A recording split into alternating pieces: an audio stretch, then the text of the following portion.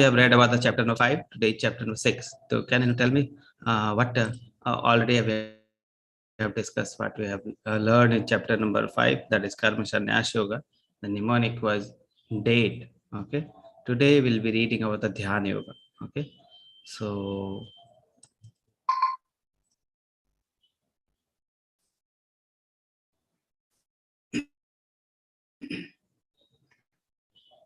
let's start the discussion.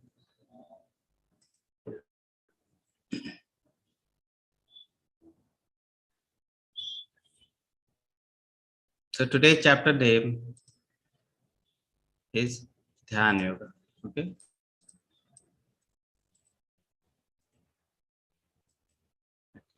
Everything finished. So today's chapter is Dhyana Yoga. So we'll read about the second thing in the first thing was the Karma Yoga. Then above that was the Jnana Yoga, and above that was the Dhyana Yoga. So actually, this is the third part. Okay. And above after that, the Bhakti Yoga will start from chapter number 7. So let's start with the Guru Pranam mantra and we'll see what is there in this chapter for us. Okay. So Om Agyanam Timirandhasya Jnananjana Shalakaya Chakshurunmilitam Yena Tasmai Shri Guruve Namaha. Shri Chaitanya Manobhishtam Sthapitam Yena Bhutale Swayam Rupa Kadamahyam Dadati Swapadantikam Vandeham Shri Guru Shri Utpadakablam Shri Guru Vaishnavam Cha Shri Rupam Shagrajatam Shagana Raghunathan Vitam Tam Sajivam Sadvaitam Savadutam Parijan Saitam Krishna Chaitanya Devam Shri Padan Sagana Lalita Shri Vishakhan Vitam Cha नमां विष्णुपादाय कृष्णपृष्ठाय भूतले श्रीमते भक्तिवेदांता स्वामी निति नामिने नमस्ते सारस्वते देवे गौरवाणी प्रचारिणे निर्विशेष शून्यवादी पाश्चात्य देशतारिणे जय श्री कृष्ण चैतन्य प्रभु नित्यानंद श्री अद्वैत गदाधर शिवासादि गौर भक्तवृंद हरे Krishna Krishna Krishna Hare Hare Hare Ram Ram Ram Hare Hare Hare Krishna Krishna Krishna Hare Hare Hare Ram Ram Ram Hare Hare Hare Krishna Krishna Krishna Hare Hare Hare Ram Ram Ram Hare Hare. So the teachings is based on the teachings of His Divine Grace as Bhaktivedanta Swami Srila Prabhupada, and we pay our humble obeisances unto His feet, unto His lotus feet, so that His teachings we can apply in our life. So let's summarize the chapters which we have read till now. So first chapter, observing the army by the three people, then reasons for Arjuna for not fighting. Okay. Second chapter, importance of Guru, what is our identity, body or soul. Then that Krishna gives identity of jnana about the body and soul. And next, how to control the mind and the senses. Okay. And how to be self-realized, Atmaram. Okay. We have read these things. Then third chapter started with action is better, renunciation is better. Krishna tells action is better. Then we have read about the yoga ladder. Fourth chapter, we have read about the transcendental knowledge and glories of transcendental knowledge and process of transcendental knowledge. Same confusion, action and renunciation, which Krishna clearly tells in fifth chapter. Action is devotion is better than the renunciation. So we have read about the two things, Falgu Vairagya and Yukta Vairagya. So action is devotion is called Yukta Vairagya. Renunciation is work is called Falgu Vairagya. Then we have seen that how to purify our body, mind of senses without any desire. We have seen the peace formula. We have seen the equal reasons. Okay. So these things we have seen in chapter number 5. So let's see chapter number 6 today. Okay. So chapter number 6. The mnemonic is easy. EASY. Easy. Okay. Easy. This chapter is very easy. So mnemonic is also very easy. Okay. But in actuality, Dhyana Yoga is not easy. Okay. So mnemonic is little bit contradictory. The chapter is Dhyana Yoga, and Dhyana Yoga is very difficult. Okay. We'll see in the chapter when we go through the chapter. Dhyana Yoga is very difficult. Okay.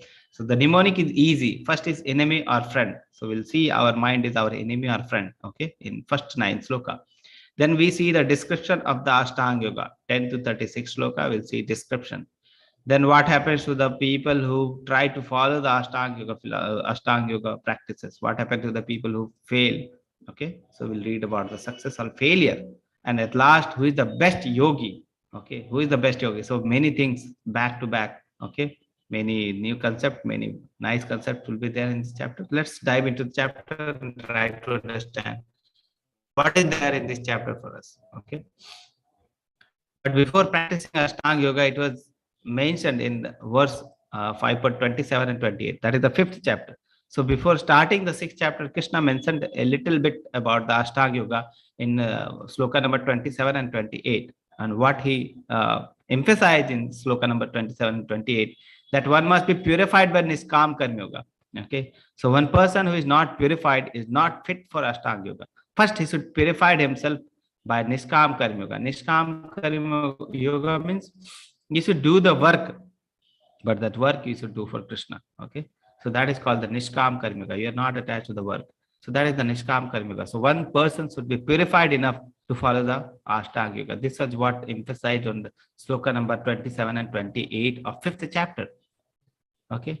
Second, one must be in full control of mind and senses. He must control fully his mind and senses. Then only he can sit and do the Ashtanga Yoga. Actually, I told you, the meditation is practice, was practiced during the Satya Yoga. People were able to sit for a long time. They are able to meditate on the Supreme Lord for a long time continuous.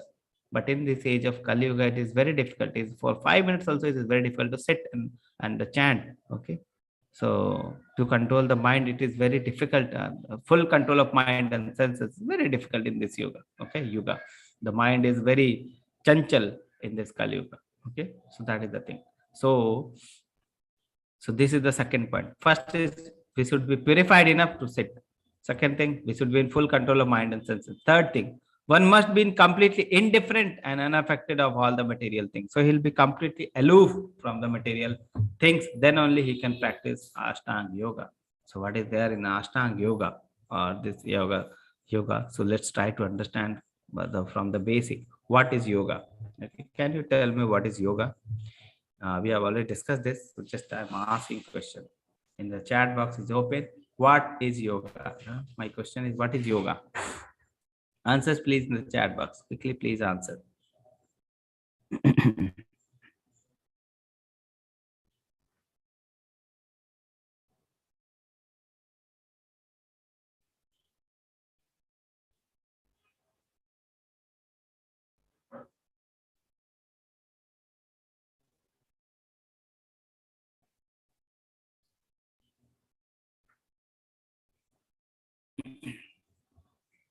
First answer, Neil Pawar Prabhu has said union. Shekhar Bhatia Prabhu to connect. Neil, oneness of body and mind. Okay. So these things are answers are coming. Okay. So let's try to understand what is yoga and ask. I'll ask you a question. Is it yoga or not? You try to say. Okay. Is it yoga? Yes or no? Y or N? Is it yoga? Yes, this picture, this person is whatever this person is doing. Is it yoga or not?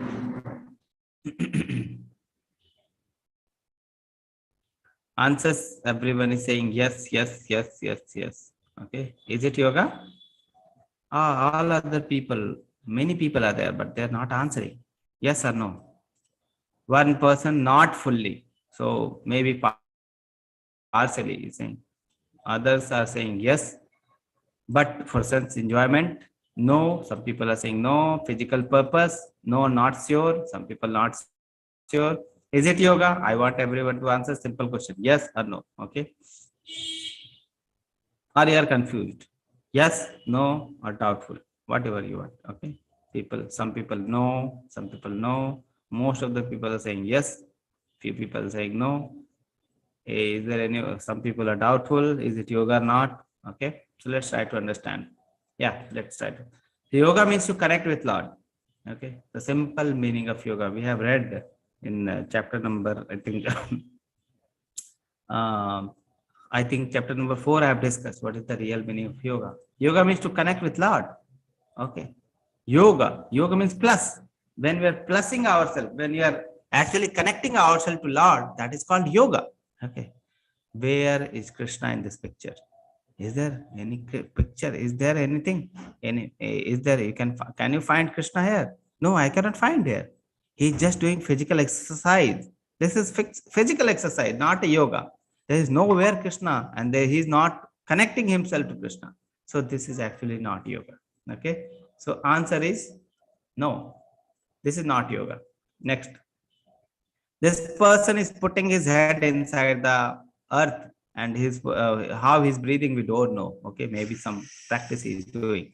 Okay, he's putting his hand and body outside, and this is what he is doing. Okay, is it yoga? Yes or no? Now answer please, yes or no. Is it yoga?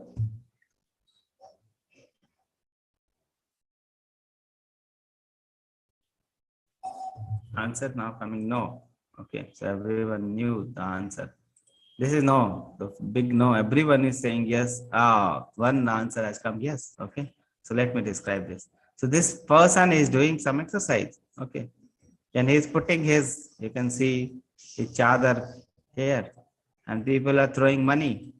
Okay. He has put his chadar here, and people, there is one katora also, and people are throwing money for this because he is doing something they cannot perceive, because he's putting his head inside the inside the earth. Okay, so where is Krishna here?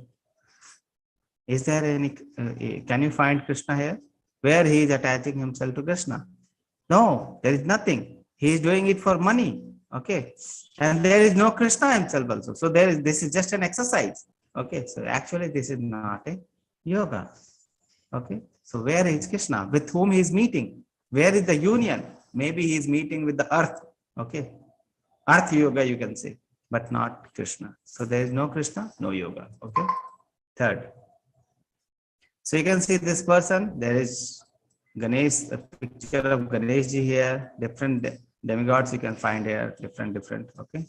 And he is doing something. Is it yoga? Yes or no? This first picture, is it yoga? Yes or no? People are saying no. Okay. Is there anyone who is saying yes? I want everyone to answer. Acha, some people are saying yes also. Manju Prabhu, yes. Richa Mataji, yes. Bhuvana Mataji, yes. Everyone has answered? Yes or no? Yes or no? This is yoga or not?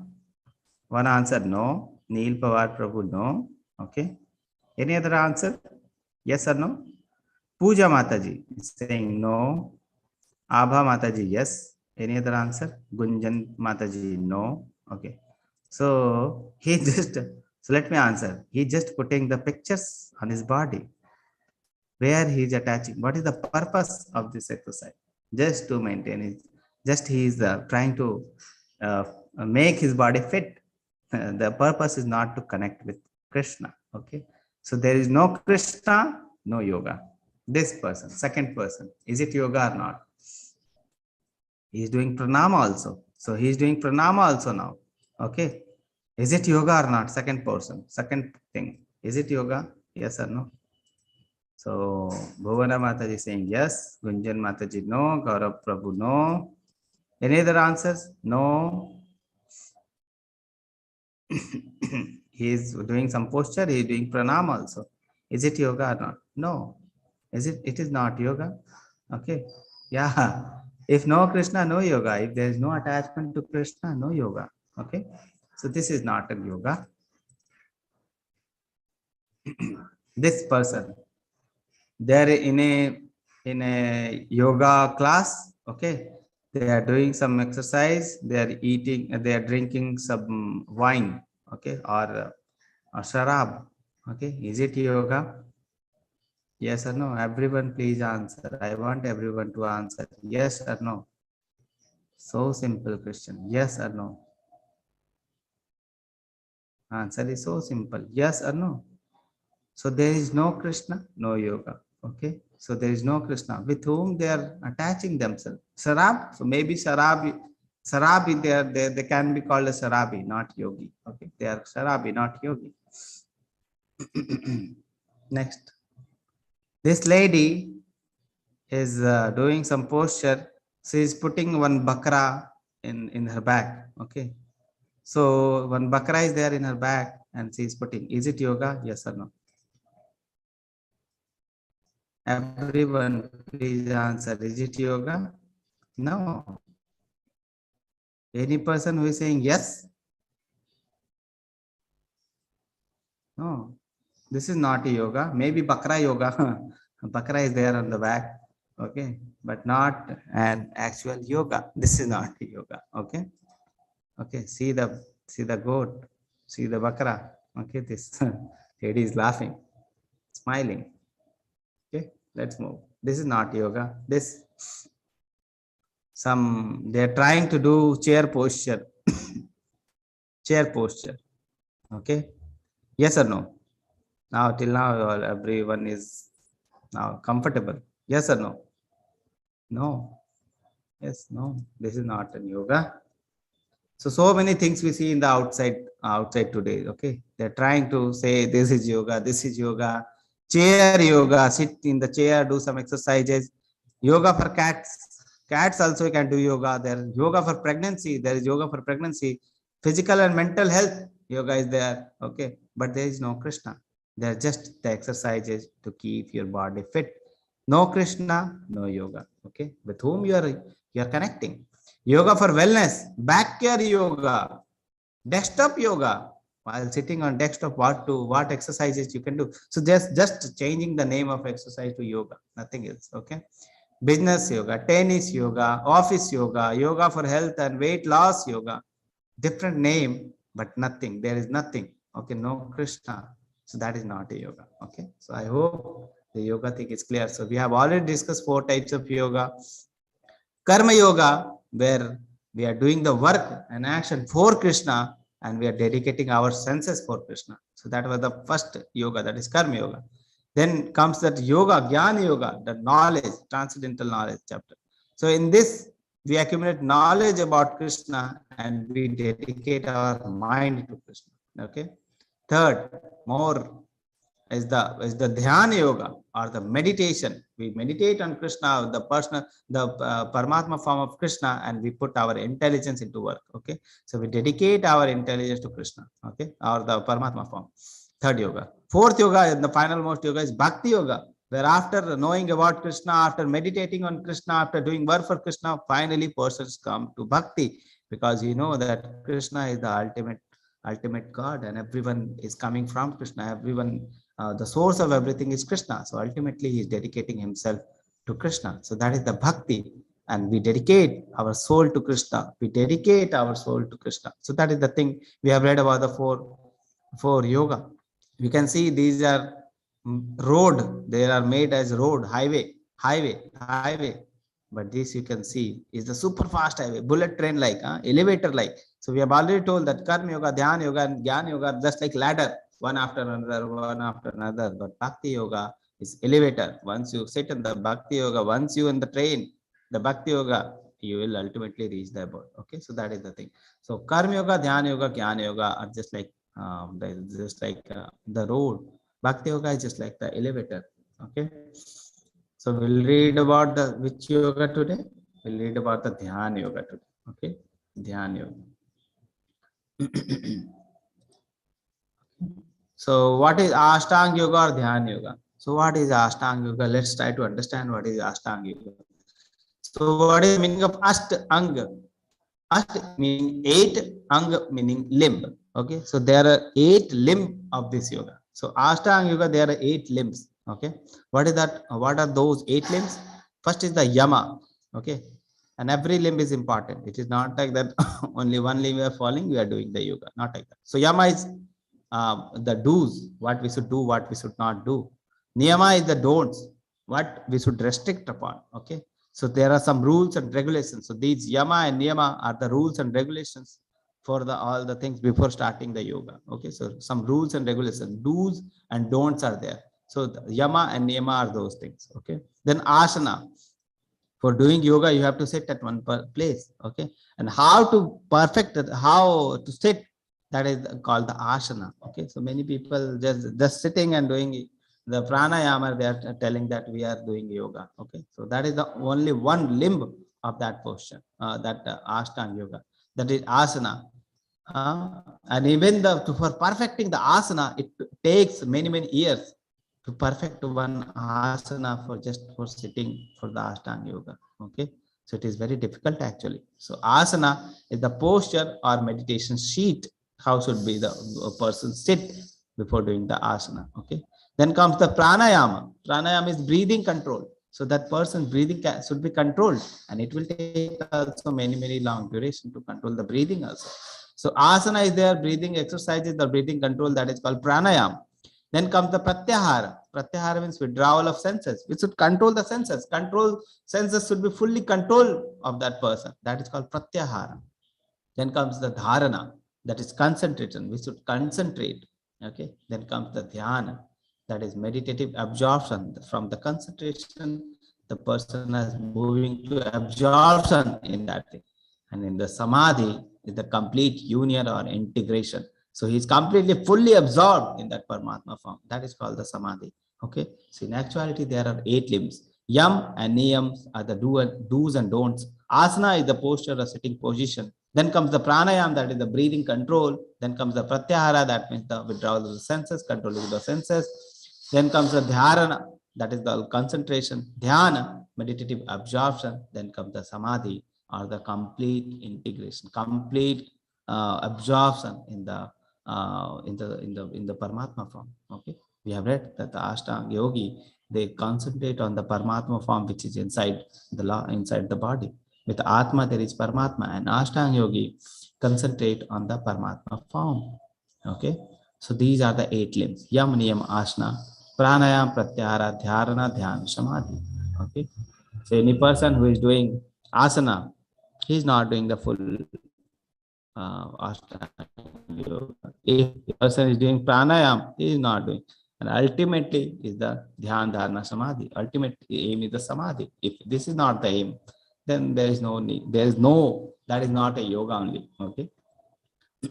So let's start the chapter. First portion, easy, enemy or friend. Okay. So we have read what is the yoga. We have read what is the Ashtanga yoga. Let's move to the actual chapter. What is enemy or friend? Okay. 6.5. Our mind is our enemy or friend. Let's read. Uddharet atmanatmanam atmanam avasadayet atmanevahya atmano bandhur atmavevaripur atmanaha. So atma can be bandhu. The atma word here used for mind. Okay, so mind can be your bandhu or friend, or mind can be your ripu. Ripu means the dushman or enemy. So mind can be both. Okay, and it can uddhar it can uddhar, it can do your uddhar, it can deliver you. Okay, the mind can deliver you. Okay, or mind can avsadayet, mind can degrade you. Mind can do both. Mind can deliver you also, mind can degrade you also. Mind can be your bandhu, mind can be your ripu. So let's read the translation. One must deliver himself with the help of his mind. Mind he should use to deliver himself, not degrade himself. Okay, so we have 2 choices. Okay, every time we have 2 choices. Okay, either we can degrade himself, or either we can deliver himself using the mind. Okay, we need to choose between these 2. Okay, every time there will be 2 choices in front of us, and we have to choose between the 2 choices. And for that, our mind should be sharp enough. Okay, intelligence should be sharp enough, which can guide the mind. Okay, so that is the thing. So one must deliver himself with the help of his mind and not degrade himself. The mind is a friend of the conditioned soul and his enemy as well. Both he is. Okay, if mind is controlled, it is your best friend. No one is better than mind if it is controlled. It is the best friend of yours if it is controlled. If it is not controlled, if it is uncontrolled, it will be your greatest enemy. It will be your greatest enemy. So mind can be best friend, mind can be greatest enemy also. Next sloka, 6.6, Krishna tells. So what is the Krishna's advice for mind to us? Okay. Bandhur atmatmanastasya yena atmaevatatmana jitaha atma manastu satrutve varte tatmaeva satruvat. For him who has conquered the mind, mind is the best friend. But one who has failed to do so, his mind will remain his greatest enemy. The same thing. Mind can be your best friend. Mind can be your greatest enemy. Let's understand what is the mechanism of mind. Let's understand what are the three things, that is the sense, mind, and intelligence. We have read in the previous chapter that this body is compared to the chariot and the senses are compared to the horses. Okay, the senses are compared to the horses. So five senses we have are compared to the five horses. Okay, the mind is above the senses. Mind is compared to the rope which control the senses. So mind is above the senses, and above the mind is the intelligence. So intelligence is like the Sarthi. Okay, the Sarthi which can control the mind. Okay, so this is the hierarchy. First is the senses, above that is the mind, above that is the intelligence. And what is above the intelligence? Can you tell me in the chat box? What we have discussed, what was above that intelligence? Yes, Prabhuji has answered very nicely. Quickly, Prabhu has answered. Okay, soul. Okay, very attentive. Yeah, very nice. Very attentive. So, soul is the above the intelligence. So, let's try to understand how the mind works. So, senses are there. These are the five senses: eye, nose, tongue, ear, and skin. Okay, sense doesn't have any means sense can go anywhere, here also, there also. Okay, it doesn't differentiate. It just sense objects are there, just like tasty things are there. Okay, okay, very nice. Okay, I should go and eat. Sense doesn't have any discriminating power. Now comes the mind, which is above the senses. Mind can control the senses. So what is mind? It is a storehouse of thoughts. Whatever thoughts we have, whatever thinking process we have, it is a storehouse of thoughts and unfulfilled desires and previous experience. So previously we have so much experiences. Okay, so many things we have seen, that things are stored in the mind in form of experiences. Unfulfilled desires, we have so many desires, that is also stored in the mind. And thoughts, whatever thinking we have, that is also stored in the mind. Okay, so mind also doesn't have discriminating power, we see. Okay, it has only previously what has been done, the thought process, desires, all those things are stored in the mind. So mind actually doesn't have any discriminating power. Now comes the intelligence. Intelligence means the discriminating power. Okay, the decision maker is the intelligence. Okay, and it has the discriminating power. Okay, that is the thing. So based on the previous experience, based on the desires, based on the thought process, intelligence can make decisions. Okay, so that is the thing. But the thing is, people does not use the intelligence. They work on the level of senses. They work on the level of senses only. Whatever senses say, they will do. Okay, if tasty thing is there, they will eat. Okay, they won't think that is this tasteful good for our health or not. Is it going to benefit our health, or is it dangerous for our health? They are not thinking. So they are working on the sense level. Okay, so that is the thing. Most of the people, they work on the sense level, and that is causing the most of the problem in this world. When we give intelligence the the the power to take over all the mind and senses, then actually will start in the spiritual path. Okay, so that is the thing. Intelligence is the decision maker, what to do, what not to do. Okay, so that is the thing. How to sharpen that intelligence? How we can know that this is good, this is not good? How we can know? Okay, so to know that, I already told you, there are processes are ABCD.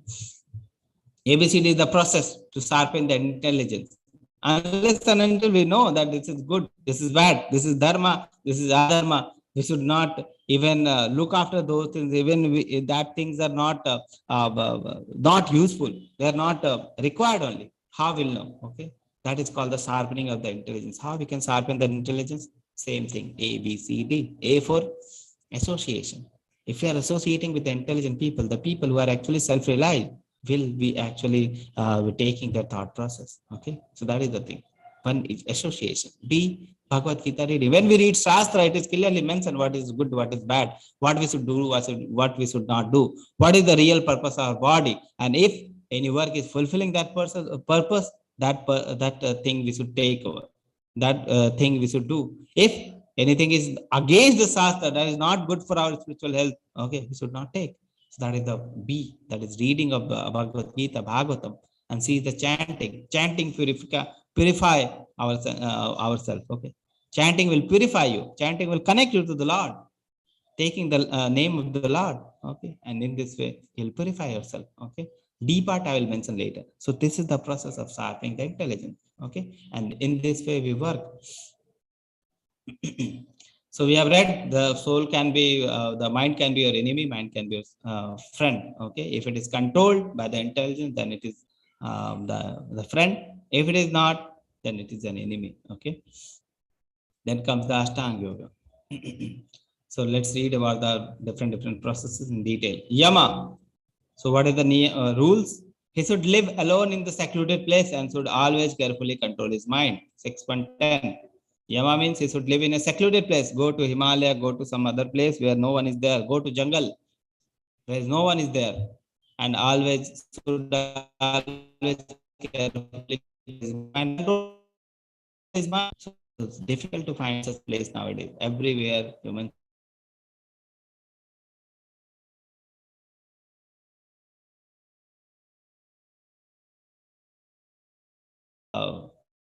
the to find a place where no human being is there. Okay, very difficult nowadays. It's he should live in a secret place and should always carefully control his mind. Second, then comes the niyama. Don't what we should not do. So regulate his eating habit of eating, sleeping, working, and recreation should be regulated. Okay, should be regulated. Then comes the asana. So what is the asana? He should lay kusha grass on the ground and then cover it with a deer skin. Yes, Mataji.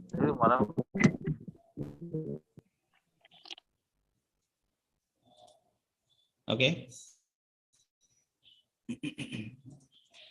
So what is the asana? How should be the asana?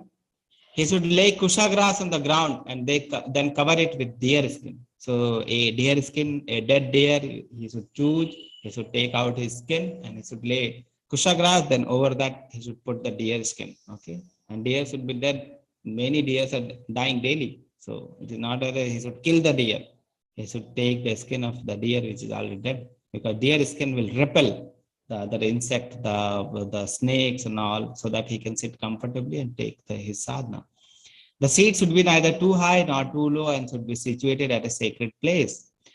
One should hold one's body, neck, and head erect like this. Head, body, and neck erect in a straight line and stare steadily at the tip of the nose. So he should stare at the tip of nose, his body, his neck, and the body and the head all should be in one direction. Thus, with an unagitated, subdued mind, devoid of fear, one should meditate upon it. So this is what Krishna is saying. This is the asana part. Then comes the pranayama. Practice stopping the movement of outgoing breath into incoming and incoming breath into the outgoing, and thus at the last remain in the trance. Stop the breath. Okay. Practice stopping the breath. Okay. And in this way you can go to the trance. So the pranayama, control of breathing. Pratyahara, cessation of material existence, means controlling of all the senses. The dharana disciplines his mental activity and becomes situated in transcendence. Devoid of all material desire, he is said to have attained yoga. Okay, that is the dharana. They are now absorbing themselves. Then dhyana, as the lamp in the windless place does not waver, so the transcendentalist whose mind is controlled remain always steady in his meditation on the transcendental self. So unagitated mind, he is putting, absorbing himself in the Lord. Okay. Then comes the samadhi. One is never shaken, even in the midst of greatest difficulty. This indeed is actual freedom from all misery arising from the material contact. So these are the 8 steps of the Ashtanga Yoga. Okay. So Ashtanga Yoga is here. Okay. These are the yoga ladder. First is the animal life. No regulated, nothing. No regulation. Whatever you want, you do like that. The people are there. Just whatever they want, they do. Then comes the karma kanda, regulated sense gratification. You should not eat something on this day. You should not do something on that day. Okay, like that. So that is regulation. Some regulation is there. And then next comes the nishkam karma yoga, renouncing fruits of one labor. So we are giving the fruits to Krishna. Okay, that is called nishkam karma yoga. Then comes the jnana yoga, speculative knowledge about the Brahman and austerity. So we are thinking about, we are trying to search Lord. That is speculative knowledge about the Brahman, and we are doing austerity also. Then comes the Ashtanga Yoga. Ashtanga Yoga is that which you are reading now. Control of mind and senses by eightfold path. That is Ashtanga Paddhati. And meditation of the super soul or Paramatma in the heart. So we are searching for the Paramatma. You see, Jnana Yogi, they are trying to search about the Brahmana. Ashtanga Yogi, they are working on the Paramatma level. But Bhakti Yogi is on the level of Bhagavan. You see now? You see, there are three phases of realization of Lord. It is written here. Jnana Yogi, they work on Brahman level. Ashtanga Yogi, they work on Paramatma level. Bhakti Yogi work on the Bhagavan level. Loving devotional service to the Supreme Lord, that is Bhagavan Sri Krishna, that is Bhakti Yoga. So, first level we have read about the Brahman, then the level was the Paramatma, then was the Bhagavan. And we have told that according to distance, so Jnana Yogi just trying to learn about Lord. They have not learned about Lord. Okay, so they're very far from the Lord. So they are working on Brahman level. Ashtanga Yogi, now they are searching Lord inside them. Okay, so that is the Ashtanga Yogi. So that is more nearer. But Bhakti Yogi, they are trying to love Krishna. Okay, in the Bhagwan form. So that is the most near. Okay, you can see. So this is the thing, and we can relate here. Brahman, Paramatma, Bhagwan. Okay. One is elevator, another stairs. We have read that. Okay. Next questions. Are you going to give up this yoga system a try? Are you going to give this yoga system a try? Okay. The yoga system, the eightfold yoga system which we have discussed, are you going to give a try to this yoga system, Arjuna? Krishna is asking. So Arjuna is saying now. Arjuna said, Oh Madhusudana, the system of yoga, that is Ashtanga Yoga, which you have summarized, appear impractical and endurable to me. Very impractical and very endurable. All the 8 systems, very difficult, impractical. For the mind is restless and unsteady. He is giving the reason also, because my mind is restless and unsteady. Okay. So no way it is possible for me. So this is who is saying this? This is Arjuna. So let's first compare ourselves with Arjuna and see what is the position of Arjuna, what is the position of us. So Arjuna was a great warrior. Okay. He can kill 10,000, 60,000 soldiers in one go. He can fight alone with 60,000 soldiers. Okay. Yeah, and he was such a Dhanurdhar. He was such a fighter, such a good Kshatriya. He was very pious. Okay. Every decision he can take very nicely. Okay. And he's friend of Krishna. He's devotee of Krishna. Krishna is direct in contact with Arjuna. Okay. Such a great person. Arjuna. Krishna also tells, of the Pandavas, I am Arjuna. Okay. In the 10th chapter, when we discuss, he says, of the Pandavas, I am Arjuna. So Arjuna was very close to Krishna. Such a great personality was Arjuna. Such a great Dhanurdhar was Arjuna. Such a great fighter was Arjuna. Such a great control. Such a great fighting and all 60,000 soldiers. He should be so much controlled. He should be so patient. Okay. He can even turn the air through his arrow. Okay. He can control the air also. So much Dhanurdhar he was. And can compare it with ourselves. Who are we? Okay. In front of Arjuna. Nothing. Okay. Nothing we are in front of Arjuna. Such a great fighter, such a great personality Arjuna was. And he is saying that this yoga system seems impractical and unendurable to me. Okay, so it is actually unendurable because mind is restless and unsteady. Okay, so it is unendurable for us also. He's saying, Chanchalam hi manah Krishna pramati balavad dridham tasyaham nigraham manne vayur eva duskaram. So the mind is restless, turbulent, and obstinate, and very strong, O Krishna, and to subdue it, I think, is more difficult than controlling the wind. Even I can control the wind, but it is more difficult. Controlling the mind is more difficult. It is very restless, turbulent, obstinate, and very strong. Okay, so this is the nature of mind. Krishna Arjuna is telling, and he's saying, I can control the wind, but I cannot control the mind. So this yoga system is very difficult for me for practicing. Okay. So what is the formula to control the mind? Krishna. So he's saying, Krishna is answering what is the formula to control the mind. Sri Bhagavan Vacha Asham Shayam Mahabaho Vanodur Nigram Achalam Abhyasayena tu Kanteya Vairagyena cha Grihayate. So two formula Krishna is giving, Abhyasena and Vairagyena. So two things are there which can control, Abhyas and Vairagya. So Lord Sri Krishna said, O mighty armed son of Kunti, it is undoubtedly very difficult to curb the restless mind, but it is possible by suitable practice, Abhyas and detachment. What is the suitable practice in Kali Yuga? Can you tell me? What is the suitable practice in Kali Yuga to control the mind? Or suitable practice. What is the suitable practice? Chanting. Okay. Yug Dharma is the chanting in Kali Yuga. So that is the suitable practice Krishna is talking about. Abhyasana. We should do abhyasa. What is the meaning of abhyasa? Abhyasa means what thing we are doing, just practicing it daily. Okay. Abhyasa means practicing it daily. So every time we should practice it. Every day it is practice it. Okay. So that is the thing. Abhyasa means we're taking the name. Okay. So we need to take the name. Okay. So it is possible by suitable practice and detachment. And how to practice the detachment will lead in chapter number 15. What is detachment? How we can practice detachment?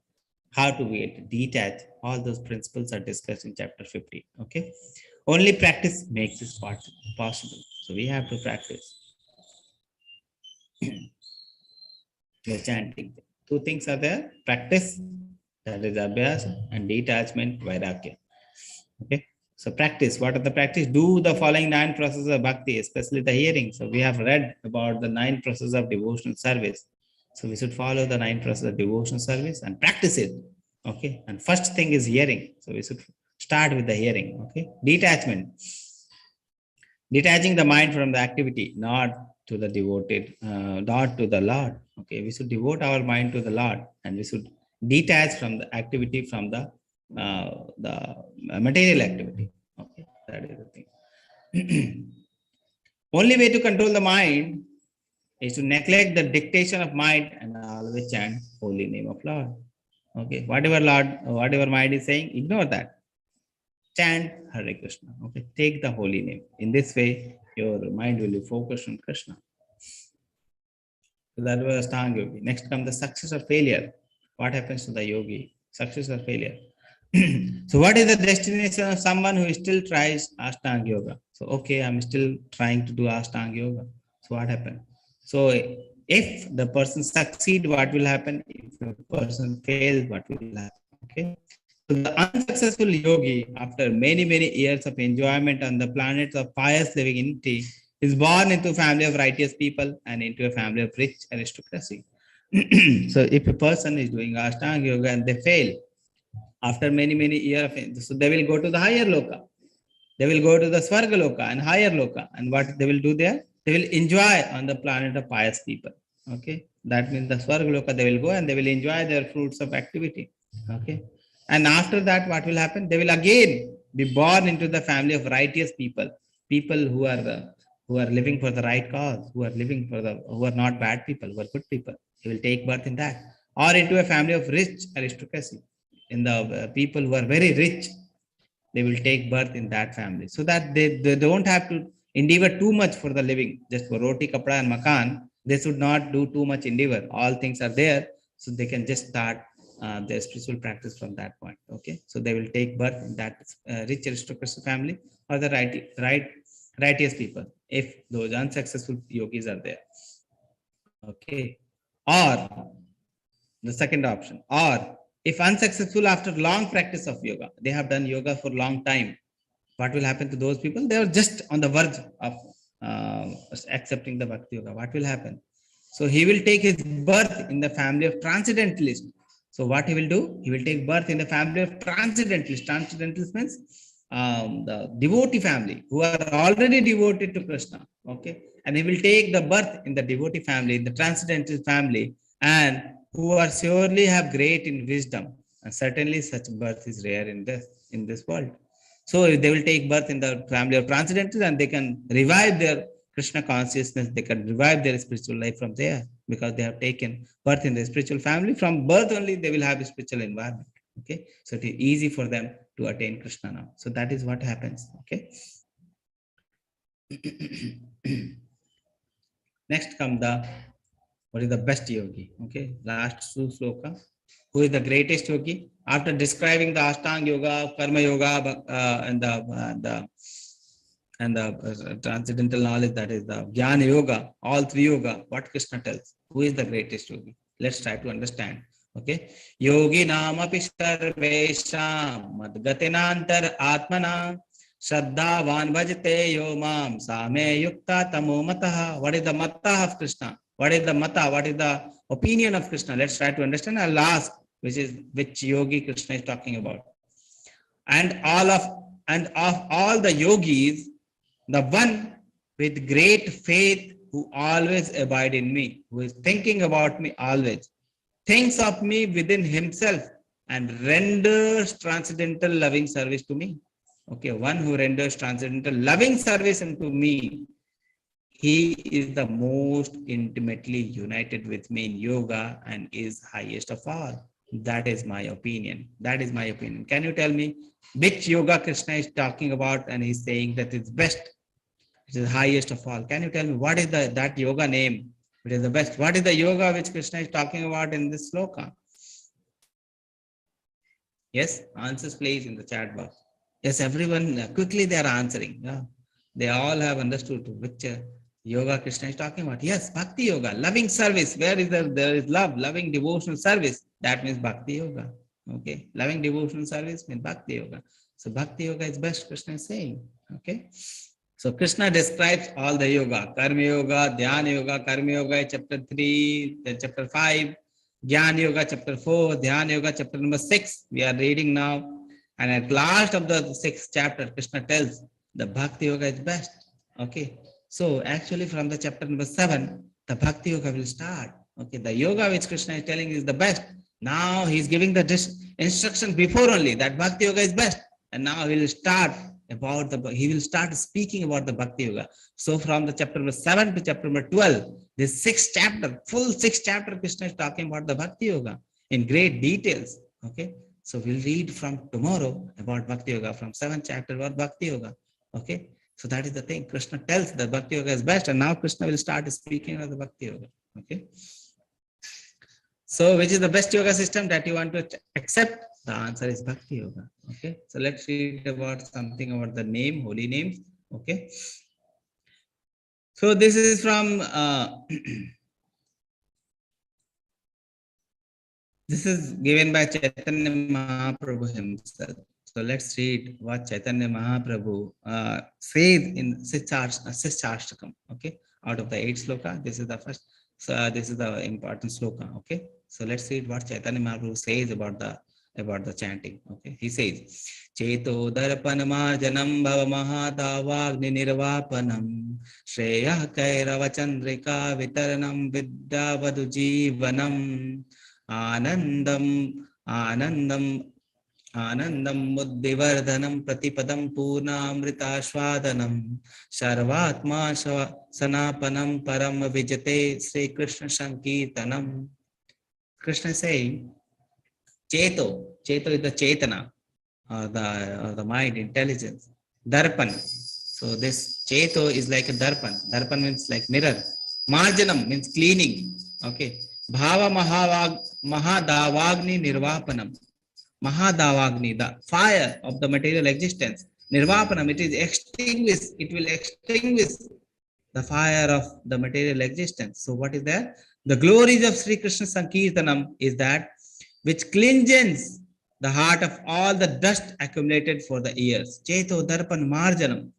So whatever dust we have accumulated for the years, for the life, for the birth after birth, there are so many dust is accumulated in us, in our heart. Okay, so much dust is accumulated in our heart. And this Sankirtan movement, this Sankirtan, this chanting will clean the dust from our heart, and it will purify our heart, just like the dust which is clear from the mirror. Okay. So that is the death, which cleanses the heart of all the dust accumulated for years. Then it extinguishes the fire of all the conditioned life of repeated birth and death. So in the birth and death, if you have taken birth, so so many difficulties are there, so many fire, like fire is there, Mahadavagni, that is called Mahadavagni. This fire of this conditioned life is called as Mahadavagni by Chaitanya Mahaprabhu is saying. This is Mahadavagni, such a great fire, and this Sankirtan movement will stop the fire. It will extinguishes the fire. Okay, such great, such potent is the name. Okay. This Sankirtan movement is prime benediction for the humanity. It is the most benediction is boon. Okay. Some yogis do so much tapasya to get boon. Okay. And Chaitanya Mahaprabhu says this Sankirtan movement is the prime benediction for the humanity.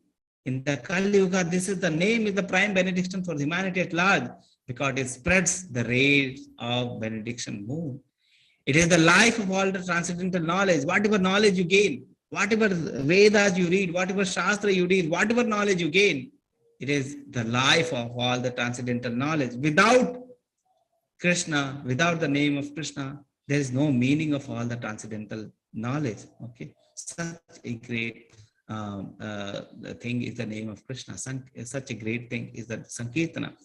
It increases the ocean of transcendental bliss. Bliss means the enjoyment, the happiness.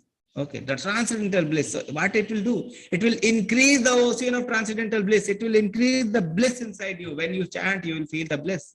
That is what Chaitanya Mahaprabhu says. And it enables us to fully taste the nectar, for which we are always anxious. We are always anxious. We are always hungry for the bliss. We are always hungry for the happiness.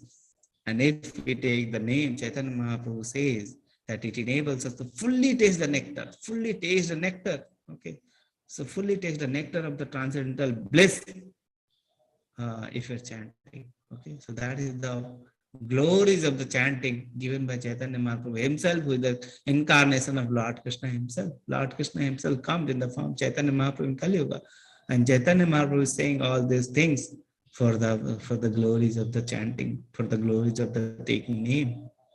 Okay, so that is what is there. Srimad Bhagawad 7.1.39 says, in this age, the process of chanting the Hare Krishna Maha Mantra is only method by which to clean the sinful mind. Only method.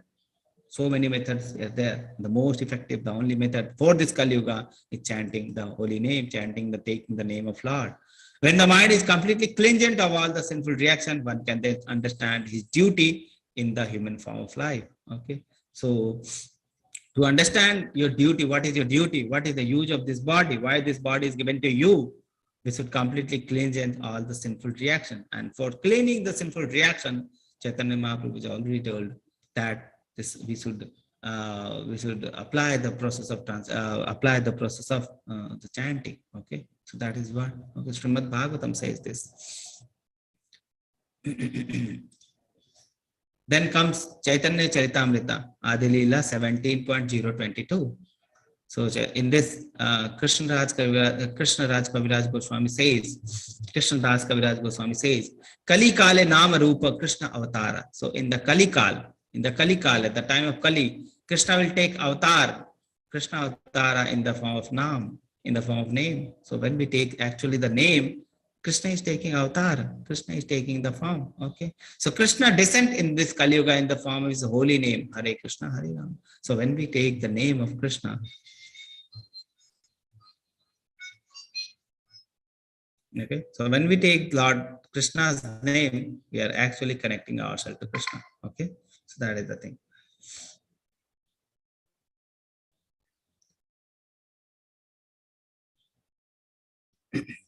Okay. When we chant the holy name, we are coming in contact with the Supreme Lord Sri Krishna, because Krishna is non-different from his name. Krishna and name are same in the Kali Yuga. Okay, Krishna takes the avatar in the form of name. So when we actually chant the name of Krishna, we are actually associating with the Krishna. Okay, so when we chant the holy name, we are coming in the contact with the Supreme Lord Sri Krishna, because Sri Krishna is non-different from his name. Okay. Then Srimad Bhagavatam 12.3.51. So, Sukadev Goswami says to the Maharaj Parikshit, my dear king, although Kali Yuga is an ocean of fault, so much fault is there in Kali Yuga. So many fault is there in Kali Yuga. But there is still one good quality about this age. There is one good quality about this age. What is that good quality? Simply by chanting the Hare Krishna Maha Mantra, one can become free from the material bondage and be promoted to the transcendental kingdom. So they are full of fault. This Kali Yuga is full of fault. Everywhere there is fault only, fault only, fault only. But there is one good quality. What is that good quality? Simply by chanting. There is no many big processes there in the Kali Yuga. Earlier Yuga, there are big processes, many rules and regulations were there. We need to follow those rules and regulations. But in Kali Yuga, all those things are not required. Simply by chanting the Hare Krishna Maha Mantra, simply by taking the name of Lord, one can become free from the material bondage and promoted to the transcendental kingdom. Such a potent is the name. Okay. How can just a sound give you so much happiness? It's just a form of sound. How can sound give you so much happiness? The Hare Krishna Maha Mantra isn't an ordinary sound. Krishna is present in his name, and because Krishna is the reservoir of all the spiritual pleasure, his name are also full of pleasure. That is why a great spiritual master once said he wanted millions of ears to hear Krishna's name and millions of tongue to chant them. Okay, so this is what spiritual masters told, Acharya told, that he wants millions of ears to hear about Krishna, millions of tongue to chant about Krishna. Okay, one tongue, one tongue, 2 ears are not enough. Okay, so much pleasure he can feel in the chanting. Now comes the do's and don'ts for the chanting. We'll quickly look for the do's and don'ts. What we should do, what should not do. Do's for chanting. Chant the Panch Tattva mantra before starting the chanting of Hare Krishna Maha Mantra. What is Panch Tattva Maha Mantra? So we should first chant Panch Tattva Maha Mantra, then we should chant about the Hare Krishna Maha Mantra. Panch Tattva mantra is Jai Shri Krishna Chaitanya Nityananda Shri Advaita Gadadhar Shiva Shadva Bhakta Vrinda. Okay. We actually are taking the name of Lord Chaitanya and his associate in this Panch Tattva Maha Mantra, because Panch Tattva, the Krishna Maha Mantra is given by Lord Chaitanya himself to us. So before taking the chanting the name, we first take the name of Lord Chaitanya and we start the chanting. Okay, so we take the Panch Tattva Mantra once, then we do chanting for 108 times. Okay, and we chant audibly. How much audible? It should be loud enough to hear the mantra. We should chant and we should hear. It is not like that we are chanting in the mind only. Okay, in the mind only, not like that. We should chant loud enough to hear. Okay, so we should be able to hear. That is called japa. And when other people are also able to hear, we are chanting, so that other people are also able to hear. That is called sankirtan. Okay, so one is japa, one is sankirtan. Japa means only we are able to hear. Sankirtan means everyone who is surrounding us is able to hear. Pronounce each name distinctly. Okay. Hare Krishna, Krishna Krishna, Hare Hare. Hare Ram, Ram Ram, Hare Hare. It should be distinct. Hare Krishna, Krishna Krishna, Hare Hare, Ram Ram Ram Ram.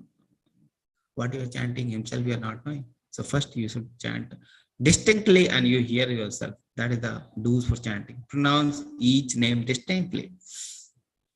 Chant with respect, devotion, and concentration. Try to find one time in the morning hour. Mostly the Brahma Muhurta time is very nice. So you can, before the sunset time, you can wake up and do the chanting with respect, with devotion, with concentration. There is no much messages are coming on phone. There is no phone call coming. Nothing is there. Outside environment is also silent. So you can nicely, with the devotion, with respect, with concentration, you can chant in the morning. Otherwise, if you are not able to chant in the morning, you can chant anytime during the day. Okay. So that is that. You can chant in any place, sitting or walking, facing any direction. Okay. So chanting is important. Any place, any direction, sitting or walking. You can chant at any time. However, it is recommended to chant during the early morning hours. That is Brahma Muhurta. You can chant either before or taking bath. Okay, so after taking bath, before taking bath, if you feel that you are not clean enough after the night, you can take bath and then you can chant. Okay, otherwise you can chant before bath also. It is recommended to chant by keeping the counts. So you can have one bead. Okay. So bead and mala will be there. So you can chant on the mala. You can chant on that, or you can add counters. You can keep counters. You can do the chanting on counters, or nothing is there. You can chant on the hand also. Okay. So you can count 108 times on the hand and you can chant like that. So it is not an excuse that you don't have the mala, you should not chant. You can start on the hand also. Okay. So it is recommended to chant by keeping the counter, keeping count on the mala. If not there, you can chant on the hand also. So for beginners, you can chant on the hand also. Don't for chanting. What you should not do. One should not chant only a portion of Mahamantra. Hare Krishna, Hare Krishna. That is the only mantra I will chant. Okay. So that is not the thing. We should chant what Acharya has given, what Chaitanya Mahaprabhu has given. We should not change the things. Okay. So whatever things has given the mantra, we should do like that. Okay. That is the thing. We should not chant only a portion of Mahamantra. One should not chant while reading a book or newspaper or watching TV, etc. Our mind is there, focused in the book, newspaper, or TV. So we should chant on the while we are focusing on Krishna. Okay.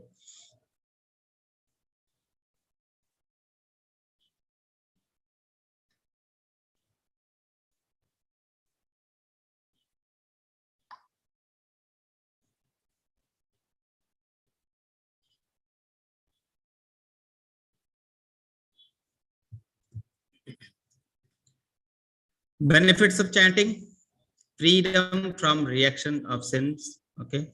Then Sankirtan. So that is the thing. So freedom from the sinful reaction. So last advice: chant and be happy. Chant, be peaceful, be happy. Okay. So that is the thing. So I'm muting everyone to chant with me once. Okay. Okay. Just put your hand up and chant with me. Hare Krishna, Krishna Krishna, Hare Hare, Hare Ram, Ram Ram, Hare Hare. Hare Krishna, Krishna Krishna, Hare Hare, Hare Ram, Ram Ram, Hare Hare. Hare Krishna, Krishna Krishna, Hare Hare, Hare Ram, Ram Ram, Hare Hare. Hare Ram.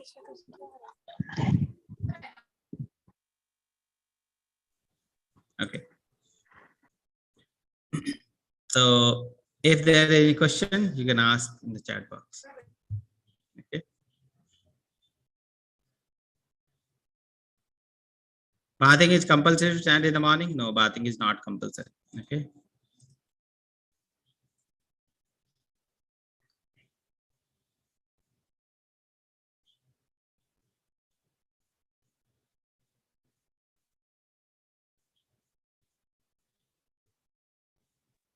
Is it Hare Krishna or Krishna? How to say that, Prabhuji? Hare Krishna or Krishna? Krishna or Hare Krishna, maybe. Okay. So we would have correct bhava. Okay. If even Chinese are the name of Lord Krishna and they are not able to correctly pronounce. Even the Americans are taking the names of the Krishna, but they are not able to correctly pronounce. Okay. So important thing is bhava. Okay. Not the correct pronunciation. If you are not able to do, it's okay. But bhava important. Hare Krishna is the Krishna. Okay. Hare Ram. Okay. That is the thing. But the bhava should be correct. One question has come, Prabhuji, eating non-veg is correct or not? We'll discuss in chapter number 17 when Krishna discusses. Okay.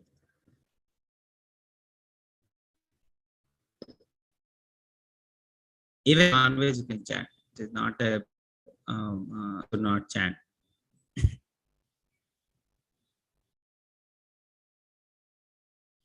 Okay. Any other question?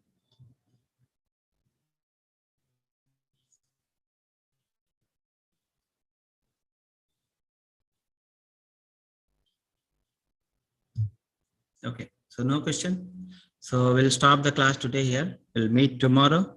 Tomorrow chapters are important. Okay. From Bhakti Yoga is starting from tomorrow. So I encourage everyone to attend the class, to chant regularly. and we'll meet tomorrow. Okay, just unmuting everyone for Hare Krishna. Okay, Hare Krishna. Thank you, Prabhuji. Hare Krishna. Ma. Thank you, Hare Mate. Krishna. Thank you, Hare Prabhuji. Krishna. जय श्री कृष्ण प्रभु जी। Vanchakalpatarubhascha kripa